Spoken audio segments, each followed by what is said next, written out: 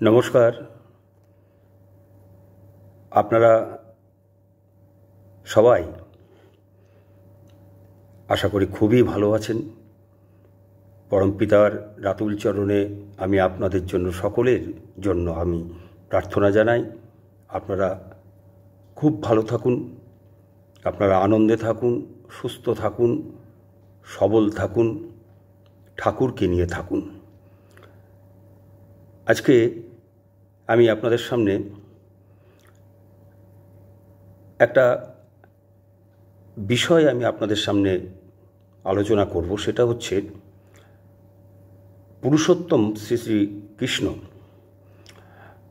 বলেছিলেন, আপনারা সবাই জানেন যে যদা যদাই ধর্মস্য গ্লানির্ভবতি ভারত অভ্যুত্থানম অধর্মস্য তদাত্মানম সৃজাম্যহম পরিত্রাণায় সাধুনাম বিনাশায় চ দুষ্কৃতম ধর্ম সংস্থাপনার্থায় সম্ভবামি যুগে যুগে। তিনি নিজের মুখেই বলে গেছেন যে আমি বারবার যখনই এরকম হবে, অধর্মর উত্থান হবে, আমি তখনই বারবার আমি সাধুদের বাঁচাবার জন্য, ধর্ম প্রতিষ্ঠা করবার জন্য আমি আবার আসব। তা তিনি তার কথা রেখেছেন, তিনি এসেছেন বারবার। কিন্তু তার যে প্রেমী, যারা কৃষ্ণকে খুব ভালোবাসেন, তিনি যে এসেছেন, তার যে আবার পরপর যে রূপ, সেই রূপকে তারা চিনতে পেরেছেন কিনা সেটাই সবচেয়ে বড় প্রশ্ন। কারণ তিনি বর্তমানে যে রূপে আমাদের সামনে উপস্থিত হলেন, শ্রী ঠাকুর অনুকূলচন্দ্র রূপে, সেই কৃষ্ণপ্রেমীরা শ্রী ঠাকুর অনুকূলচন্দ্রকে যেভাবে অপমান, অশ্রদ্ধা, অপদস্থ করছেন, সেই নিয়ে আমি একটু আপনাদের সঙ্গে আলোচনা করব। শ্রী ঠাকুরকে নিয়ে সনাতনী ও শ্রী শ্রীকৃষ্ণ প্রেমীদের কুৎসা, সেই কুৎসা বর্তমানে আলোচনা ফেসবুকে একেবারে তুঙ্গে উঠে গেছে। সৎসঙ্গীরা, অর্থাৎ শ্রী ঠাকুরের দীক্ষিতরা, শ্রী ঠাকুরের কথা, বাণী, ছড়া তুলে ধরছে, নিজেদের অনুভব, নিজেদের অনুভূতি, উপলব্ধি প্রকাশ করছে। আমি সৎসঙ্গীরা অর্থাৎ ঠাকুরের দীক্ষিতরা কেন এই কথা বললাম? কারণ যারা দীক্ষিত নয় অথচ সতের সঙ্গী, অর্থাৎ প্রতিটি অস্তিত্বের সঙ্গী, অস্তিত্বের অস্তিত্ব, পরম অস্তিত্বের সঙ্গী, ঈশ্বরের সঙ্গী, তারাই সৎসঙ্গী। তাই আমি সৎসঙ্গীরা অর্থাৎ শ্রী ঠাকুরের দীক্ষিতরা তখন বলেছিলাম। এখন আমি আপনাদের সামনে যেটা বলতে চাইছি যে প্রতিটি অস্তিত্বের সঙ্গী, অস্তিত্বের অস্তিত্ব, পরম অস্তিত্বের সঙ্গী, ঈশ্বরের সঙ্গী যারা, তারাই সৎসঙ্গী। তা সে যে দেশের, যে ভাষাভাষীর, যে সম্প্রদায়েরই হোক না কেন, এই সৎসঙ্গীরাও ঈশ্বরের কথা ফেসবুকে পোস্ট করেন। তারা তাদের গুরুদের অর্থাৎ ঈশ্বরের উপাসকদের কথা তুলে ধরেন। আবার এদের মধ্যে যারা শ্রী শ্রী ঠাকুরের পূর্ববর্তী রূপ, শ্রী শ্রী রামচন্দ্র থেকে শ্রী ঠাকুর রামকৃষ্ণ, অর্থাৎ রাম, কৃষ্ণ, বুদ্ধ, যিশু, হজরত মোহাম্মদ, মহাপ্রভু শ্রী ঠাকুর রামকৃষ্ণ, যে যে রূপের দীক্ষিত, যে রূপের দীক্ষিত, সেই রূপের দীক্ষিত অনুগামীরা সেই পুরুষোত্তমের বাণীর সাথে সাথে শ্রী ঠাকুর অনুকূলচন্দ্রের বাণী, শ্রী ঠাকুর অনুকূলচন্দ্রের কথাও পোস্ট করে, শেয়ার করে, মন্তব্যও করে। আবার এর মধ্যে বহু আছে, বিশেষ করে স্বঘোষিত শ্রীকৃষ্ণপ্রেমী ও শ্রীকৃষ্ণপ্রেমী সনাতনীরা। হঠাৎ ফেসবুকে ঝাঁপিয়ে পড়েছে স্বঘোষিত গায়ে মানে না আপনি মোড়ল সনাতনীর দল ও কৃষ্ণপ্রেমীর দল। চারিদিকে শুধু সনাতন সনাতন সনাতন, গেল গেল গেল গেল রব, কৃষ্ণ বাঁচাও হল্লা। কেন, কি হলো হঠাৎ সনাতন ধর্মের ও স্বঘোষিত সনাতনীদের ও কৃষ্ণপ্রেমীদের? তারা এমনই উগ্র বিরোধিতা করে যেন এই স্বঘোষিত শ্রীকৃষ্ণ প্রেমীরা, সনাতনীরাই একমাত্র হিন্দু ধর্মের মাইবাপ। এই স্বঘোষিত সনাতনী ও শ্রীকৃষ্ণ প্রেমীরা পুরুষোত্তম শ্রীকৃষ্ণের একমাত্র রাখোয়ালা। এদের হাবভাব সনাতন ধর্ম ও পুরুষোত্তম শ্রীকৃষ্ণ এদের সিকিউরিটি নিযুক্ত করেছে ও এরাই একমাত্র সনাতন ধর্মের ও শ্রীকৃষ্ণের এজেন্ট। তাই তারা শ্রী ঠাকুরের নাম, শ্রী ঠাকুর অনুকূলচন্দ্রের নামে মুখে যা আসে তাই বলে যায়। শ্রী ঠাকুর অনুকূলচন্দ্র ও সৎসঙ্গীরা কৃষ্ণ মানে না, মন্দিরে কৃষ্ণের ছবি রাখে না, হরির গুণগান গায় না, সোশ্যাল মিডিয়ায় প্রকাশ্যে শ্রী ঠাকুরকে নিন্দা, কুৎসা, গালাগালি, অশ্রদ্ধা, অপমান করে, অপবাদ, হুমকি দেয়।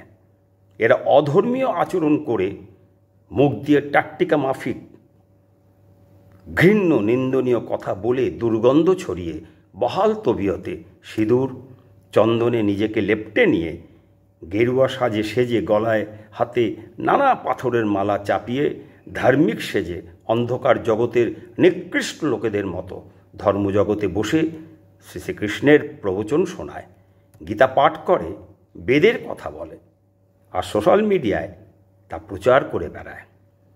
অথচ যারা সেই সব কথা শুনে সেই সমস্ত সাধারণ সীমাহীন ভাঙাচোরা অজ্ঞ, মূর্খ, দুর্বল, ভীরু, কাপুরুষ, অজ্ঞানী, লম্পট,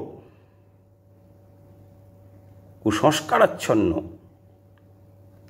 শ্রোতারা বুঝতেই পারে না যে বেদে যে হীন, যে নিকৃষ্ট, যে দুশ্চরিত্র, বদমাস, লম্পট, শয়তান চরিত্রের বর্ণনা দিয়ে গেছেন বেদজ্ঞ পণ্ডিতরা, পুরুষোত্তম পরমপিতা সদ্গুরু সৃষ্টিকর্তা জীবন্ত ঈশ্বর শ্রীকৃষ্ণ যে অসৎ চরিত্রের বর্ণনা দিয়েছেন তা শ্রোতাদের জানা না থাকায়, নিজেরা অধ্যয়ন না করার ফলে এই স্বঘোষিত বদমাস সনাতনী ভণ্ডরাই যে সেই সমস্ত চরিত্রের অধিকারী মানুষ তা তারা ধরতে পারে না। ফলে সৎ, সত্য, জীবন্ত ঈশ্বর বারবার নিন্দিত হন, অপমানিত হন, কলঙ্কিত হন অসৎ, মিথ্যা, নকল ঈশ্বর ও ঈশ্বর প্রেমীদের দ্বারা। এর জন্য দায়ী আম ভক্তমণ্ডলী। আর বিরোধীরা তো আছেই, এদের মধ্যে প্রবল সক্রিয় বিরোধী হচ্ছে তারা যাদের স্বার্থে ঘা লেগেছে, লেজে পা পড়েছে। আবার কিছু মানুষ আছে যাদের কাজ হচ্ছে শুধু গালাগালি করে যাওয়া, নিজেদের হতাশা, ব্যর্থতা ঢাকতে তারা গালাগালি করে। আরও আছে যারা কেন গালাগালি করে, কেন কুৎসা করে তারা তা জানে না। লোকেদের কথা শুনে গালাগালি করে, বিচার করে দেখে না যাদের কথা শুনে প্রভাবিত হয়ে গালাগালি করলো তাদের গালাগালি করার পিছনে, সে ঠাকুরকে কলঙ্কিত করার পিছনে উদ্দেশ্য ও রহস্যটা কী। এছাড়া সৎসঙ্গীদের মধ্যে একদল আছে যারা নিজেদের সৎসঙ্গী বলে ঠাকুরের ফটো মাথার উপরে তুলে নিয়ে বুকে নিয়ে মিছিল করে বেড়ায় যেমন তেমন পোশাকে। ওই চৈত্র সংক্রান্তিতে দরজায় দরজায় ঘুরে বেড়ানো বাবা তারকনাথের চরণে সেবা লাগে মহাদেব ধ্বনি দিয়ে বেরোনো মানুষদের মতো, যারা ঠিক সেরকম পথে ঘাটে মাঠে ময়দানে উৎসবে অনুষ্ঠানে ঠাকুর পরিবারকে গালাগালি করে ভক্তি ছোটায় ঠাকুর প্রেম। আর কানে দিয়েছি তুলো, পিঠে বেঁধেছি কুলো, আর মুখে লাগিয়েছি তালা, এইভাবে সজ্জিত হয়ে বসে থাকে জড় পদার্থের মতো ঠাকুরের আম ভক্তমণ্ডলী।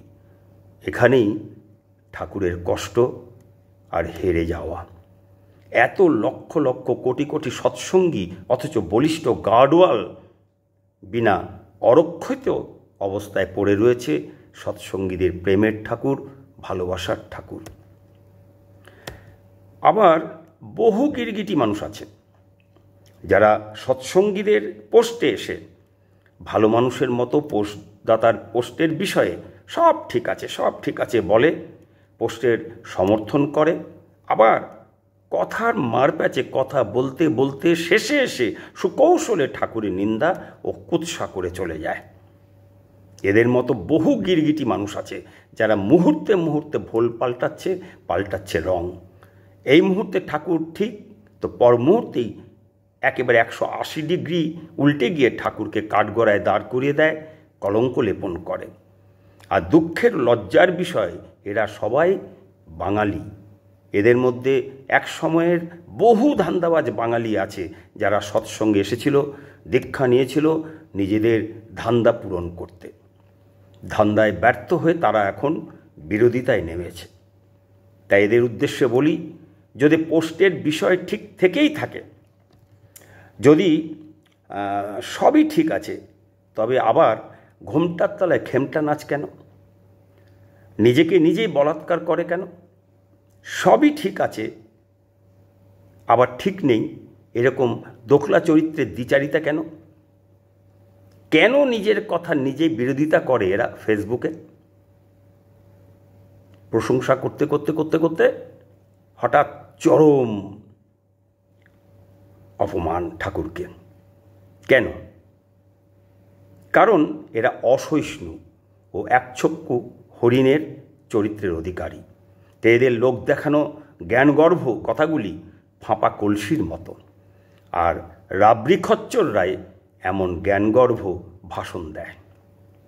তাদের মুখ থেকে হিরে মণিমুক্ত সোনা দানা বেরোবার পরিবর্তে সাপ, ব্যাং, ছুঁচো ইত্যাদির মতো নোংরা দুর্গন্ধযুক্ত কথা বের হয়, যাকে হিন্দিতে টাট্টিকা মাফিক বাদ বলা হয়। এই সমস্ত ধর্মেও আছি, আবার জিরাফেও আছি। দোকলা চরিত্রের লোকেরা তার প্রকৃষ্ট উদাহরণ। মন্তব্য দেখলেই বোঝা যায় এদের ধর্ম সম্পর্কে দৌড় কত দূর। এরা ঠাকুরকে গালাগালি করে ভিডিও করে, হাজার হাজার লোক এদের ভিডিও দেখে, আর এরা ঠাকুরকে আয়ের উপকরণ বানিয়ে ভিডিও করে রোজগার করে। ঠাকুরকে গালাগালি দিয়ে কুৎসা, নিন্দা, বদনাম ও চরিত্র হনন করে এরা পাপের পয়সা কামায়। কোনো বিষয় নিয়ে বা কারো বিষয় নিয়ে কথা বলার সময় তা সে যে বিষয়ই হোক না কেন, সে বিষয়ে অধ্যয়ন করতে হয় গবেষণা। তারপর তার ভিতরের খারাপ বা ভালো দিক তুলে ধরতে হয় গবেষকের মতো।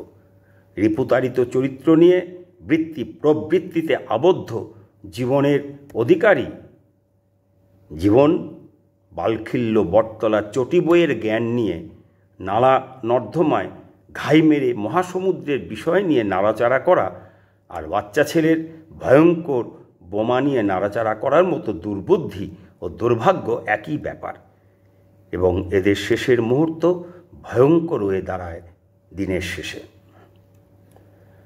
যাই হোক, এই কৃষ্ণপ্রেমীরা, সনাতনী কৃষ্ণপ্রেমীরা ফেসবুকে এত সন্ন্যাসী, সন্ন্যাস ধর্ম, ত্যাগ, সংসার, ভোগ, যোগের কথা, যোগের পথ, মায়া, দীক্ষা, ঋষি, সিদ্ধপুরুষ, রাজতন্ত্র, গণতন্ত্র ইত্যাদি ইত্যাদি নানা বিষয় নিয়ে এত জ্ঞানের ফোয়ারা ছোটায় যে ফেসবুকে বন্যা হয়ে যাওয়ার জোগাড়।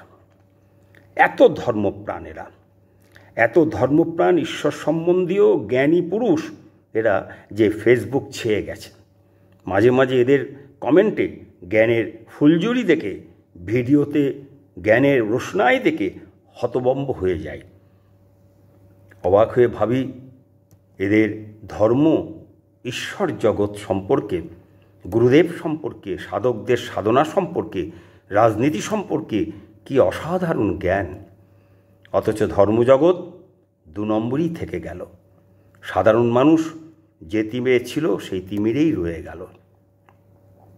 তাই বালখিল্য স্বঘোষিত সনাতনী ও শ্রী শ্রীকৃষ্ণপ্রেমী যারা সিঁদুর, চন্দন, গেরুয়া কাপড়, পাথরের ও ফুলের মালায় কিম্ভূত কিমাকার সেজে কুয়োর ব্যাঙের মতো কুয়োর ভিতর থেকে আকাশ দেখা জ্ঞান নিয়ে ক্যামেরার সামনে বসে ভিডিও করে করে শ্রী ঠাকুর অনুকূলচন্দ্রকে গালাগালি দেয়, জ্ঞান দেয়, আর যারা ফেসবুকে নেট থেকে কপি পেস্ট করা বক্তব্য পোস্ট করে, অর্থ না বুঝেই বালখিল্য জ্ঞানগর্ভ কমেন্ট করে করে শ্রী ঠাকুরকে নিচা দেখায়, অপমান অশ্রদ্ধা করে, সেই সমস্ত অভাগা জন্মভ্রষ্ট স্বঘোষিত সনাতনী ও শ্রী শ্রীকৃষ্ণ প্রেমীদের জন্য পরমপিতা পুরুষোত্তম সদ্গুরু জীবন্ত ঈশ্বর শ্রী ঠাকুর অনুকূলচন্দ্রের কাছে মঙ্গল প্রার্থনা করে সনাতনী ও শ্রী শ্রীকৃষ্ণ প্রেমীদের কাছে তাদের বলা ফেসবুকে ছড়িয়ে গেছে তাদের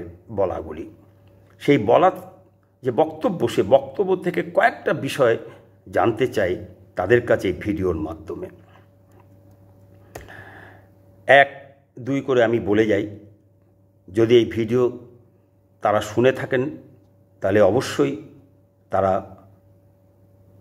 আমাদের মতন সাধারণ যারা একদম ধর্ম সম্পর্কে, ঈশ্বর সম্পর্কে আমাদের বোধ খুব কম, আমাদের জ্ঞান খুব কম, তারা আমরা সেই সমস্ত মহাপ্রাণ যারা সনাতনী, যারা সনাতন ধর্মকে রক্ষা করবার একচেটিয়া দায় অধিকার পেয়ে বসে আছে, তাদের কাছে জানতে চাইছি।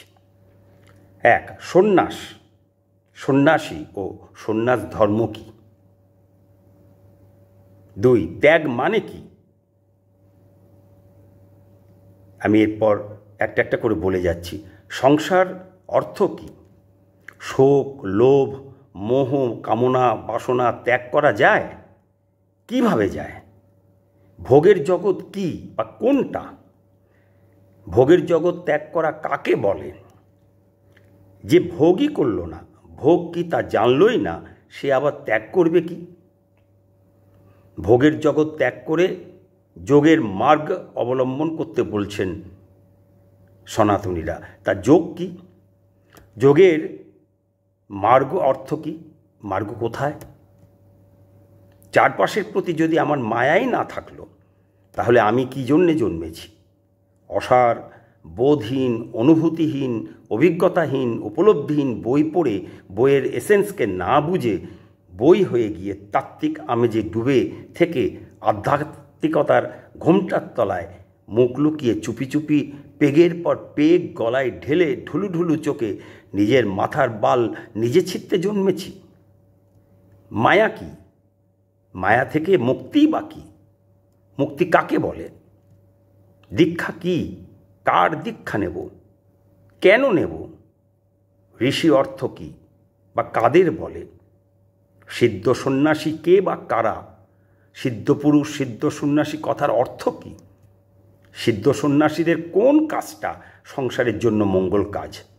যারা নিজেরা সংসার করল না, যাদের কোনো সাংসারিক অভিজ্ঞতা নেই, তারা সংসার ধর্ম পালন সম্পর্কে, সংসারের মঙ্গল সম্পর্কে জ্ঞান দেবেন? আর যদি দেনও, সবাই দেবেন? ধর্মজগতে যত মহারাজ, ব্রহ্মচারী, বাবা, সাধক, সাধিকা, যোগী, সাধু, সন্ন্যাসী, মহাপুরুষ ইত্যাদি যারা যারা আছেন তারা, আর শ্রী শ্রী রামচন্দ্র থেকে শ্রী ঠাকুর অনুকূলচন্দ্র পর্যন্ত, অর্থাৎ রাম, কৃষ্ণ, বুদ্ধ, যিশু, হজরত মোহাম্মদ চৈতন্য মহাপ্রভু, ঠাকুর রামকৃষ্ণ, সর্বশেষ শ্রী ঠাকুর অনুকূলচন্দ্র, এরা একই মর্যাদার, সমগোত্রের। সাধু, সন্ত, মহাপুরুষ, সন্ন্যাসী ইত্যাদিদের সঙ্গে রাম, কৃষ্ণ, বুদ্ধ, যিশু, হজরত মোহাম্মদ চৈতন্য মহাপ্রভু, ঠাকুর রামকৃষ্ণ, শ্রী ঠাকুর অনুকূলচন্দ্র, এদের তুলনা করা যায়? পুরুষোত্তমদের সঙ্গে এরা একই আসনে বসার যোগ্য। মহাত্মা আর পরমাত্মা এক, যোগী, জ্ঞানী, গোসাই, গোবিন্দ, সাধক আর পুরুষোত্তম এক, পিতা আর সন্তান এক, গুরু আর সদ্গুরু এক, সৃষ্টিকর্তা আর তাঁর সৃষ্টি এক। ঠাকুর রামকৃষ্ণদেব স্ত্রীকে মা বলেছেন ও স্ত্রীকে মায়ের মতো পুজো করেছিলেন। আর শ্রী ঠাকুর 2টো বিয়ে করেছেন বলে শ্রী ঠাকুরকে নিচা দেখাই সনাতনীরা এবং কৃষ্ণপ্রেমীরা। তা ঠাকুর রামকৃষ্ণ কেন মা বলেছেন স্ত্রীকে একটু বলবেন আপনারা? মা আর স্ত্রীর মধ্যে পার্থক্য কি? আমাদের একটু এই প্রশ্নগুলো সমস্ত একটু আমাদের কাছে খোলসা করে দেবেন। শ্রী ঠাকুর অনুকূলচন্দ্র 2টো বিয়ে করেছিলেন বলে কটূক্তি, কুৎসা করেন, আবার বিশ্বগুরু জগৎপিতা মহেশ্বরের নাম তুলে সন্ন্যাস তত্ত্বের জাহির করে বালখিল্য আধ্যাত্মিকতার ফোয়ারা ছোটান সনাতনীরা, শ্রীকৃষ্ণের মহিমা ধ্বজা ওড়ান সনাতনীরা। তাই এদের জিজ্ঞাস্য, বিশ্বগুরু জগৎপিতা মহেশ্বর কটা বিয়ে করেছিলেন? শ্রীকৃষ্ণের কটা বউ ছিল? কেন এতগুলো বিয়ে করেছিলেন? আর বিশ্বগুরু জগৎপিতা ব্রহ্মা বিষ্ণু মহেশ্বর থাকেনই বা কোথায়? এদের অস্তিত্ব কোথায়? শ্রী ঠাকুরের সন্তানদের এক এক মন্দিরের দায়িত্ব দেওয়া নিয়ে কটু মন্তব্য করেছেন, এরা করে চলেছেন ফেসবুকে। তা এদের কাছে জানতে চাই, শ্রী ঠাকুরের কোন কোন সন্তান কোন কোন মন্দিরের দায়িত্বে আছেন জানাবেন? আর দায়িত্বে যদি থেকেও থাকে, সেটা কি অপরাধ? আপনাদের পিতা আপনাদের তার তৈরি বাড়ির দায়িত্ব দিয়ে যাননি? আপনারা যদি 2-3 ভাই হন, তাহলে পিতার বাড়ি ভাগাভাগি করে রক্ষা করেননি? নাকি তা প্রমোটারের হাতে দিয়ে দিয়েছেন অনেক বেশি টাকা পাওয়ার লোভে, আর পিতার স্মৃতির ... মেরে দিয়েছেন? এ বেলায় ধর্ম কোথায় থাকে? এ বেলায় ধর্ম অনুকূল থাকে ও রক্ষা পায়, আর ঠাকুর বাড়ির বেলায় হয়ে যায় প্রতিকূল ব্যাপার। না জেনে অন্ধকারে ঢিল ছুড়লেই হলো, তাই না? সনাতন ধর্ম রক্ষাকারী স্বঘোষিত সনাতনী শ্রীকৃষ্ণ প্রেমীরা আমার। আচ্ছা, ঠাকুর বাড়ির বিভিন্ন মন্দিরের দায়িত্ব সম্পর্কে যে বলছেন, সেই মন্দিরে বিভিন্ন মন্দিরের দায়িত্ব সেই মন্দিরের ইষ্টে উৎসর্গীকৃত, ইষ্টে অচ্যুত অস্খলিত অটুট ইষ্টপ্রাণ কর্মীদের হাতেই থাকে। তারাই রক্ষণাবেক্ষণ করেন বিশ্বজুড়ে সৎসঙ্গ প্রতিষ্ঠানের হাজার হাজার কেন্দ্র ও মন্দির। আর ঠাকুরের সন্তানদের এক একটা মন্দিরের দায়িত্ব দেওয়া প্রসঙ্গে অজ্ঞানতার উপর দাঁড়িয়ে যে ওঁচা মন্তব্য করে চলেছেন ফেসবুকে সনাতনীরা, শ্রীকৃষ্ণপ্রেমীরা, আর রাজ ব্যবস্থা ও রাজতন্ত্রের সঙ্গে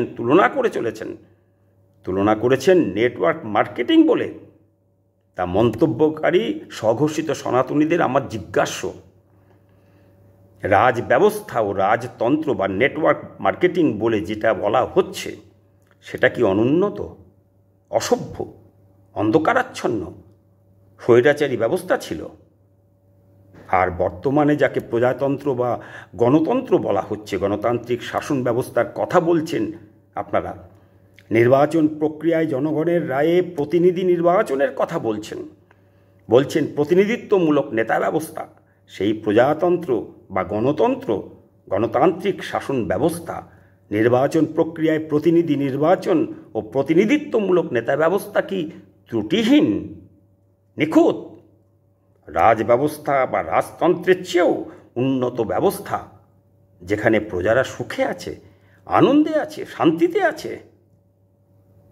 নির্বাচন প্রক্রিয়ায় প্রতিনিধি নির্বাচন ও প্রতিনিধিত্বমূলক নেতা ব্যবস্থা এবং দেশ, রাজ্য, জেলা ও অঞ্চলভিত্তিক এলাকায় সমস্ত ক্ষেত্রের প্রশাসনিক স্তরে নেতাতন্ত্র কি রাজ ব্যবস্থা বা রাজতন্ত্রের প্রতিনিধি? রাজা বা জমিদার যারা ছিলেন, তাদের চেয়েও সরকারি ব্যবস্থা ও দেশ, রাজ্য, জেলা, মিউনিসিপ্যাল ও পঞ্চায়েত স্তরের প্রতিনিধিত্বকারী যারা নেতা নেত্রীরা, তারা প্রজাদের, জনগণ বা গণতান্ত্রিক অধিকারপ্রাপ্ত নাগরিকদের খুব সুখে, শান্তিতে, আনন্দে রেখেছে? উত্তরগুলি অবশ্যই আপনাদের কাছ থেকে পাব, আশা করি। যাই হোক, আপনারা জুতো পেটা করে গরু দান করার মতো বদমাইশি বুদ্ধিতে কাউকে ছোট করা আপনাদের লক্ষ্য না। এ কথা বলে আবার কথা টুইস্ট করেন, কথা টুইস্ট করে ঘোমটার তলায় খেমটা নাচেন। ভালো করছেন আপনারা, আপনাদের যা ভালো মনে হয়েছে আপনারা তাই করছেন। আর সবশেষে জন্ম মৃত্যুর চক্র থেকে বেরিয়ে আসার কথা বলেছেন আপনারা। বলেছেন এর জন্য ভোগী হলে হবে না, যোগী হতে হবে। তা সনাতনীদের ও ঠাকুর বিরোধীদের আমার শুধু একটাই জিজ্ঞাস্য, আপনারা যারা বড় বড় লম্বা চওড়া জ্ঞানের কথা বলে ঢাক পেটাচ্ছেন, সেজে গুজে, ক্যামেরার সামনে বসে, তারা ভোগী নন তো? আপনাদের শরীরে এত কিছু সাজ পোশাক কেন? আপনারা যোগী তো? আপনারা সংসারী নন তো? আপনারা সন্ন্যাসী তো? আপনারা সংসারের মায়ে বন্দী নন তো? আগে নিজেকে একবার নিজের বিবেকের আয়নায় দেখুন। আপনি কি, আপনার চরিত্র, আপনার জীবন, আপনারা চলন, আপনাদের বলন, আপনাদের চিন্তা, আপনার কর্ম কেমন দেখুন একবার বিবেকের আয়নায়। দেখুন আপনার কুৎসিত মুখটা কতটা কুৎসিত।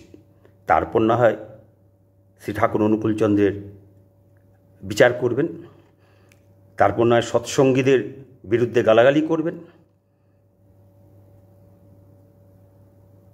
তাই বলে, কথায় আছে, আপনি আচরি ধর্ম পরের শেখায়। আজ এই পর্যন্ত। নমস্কার। জয় গুরু।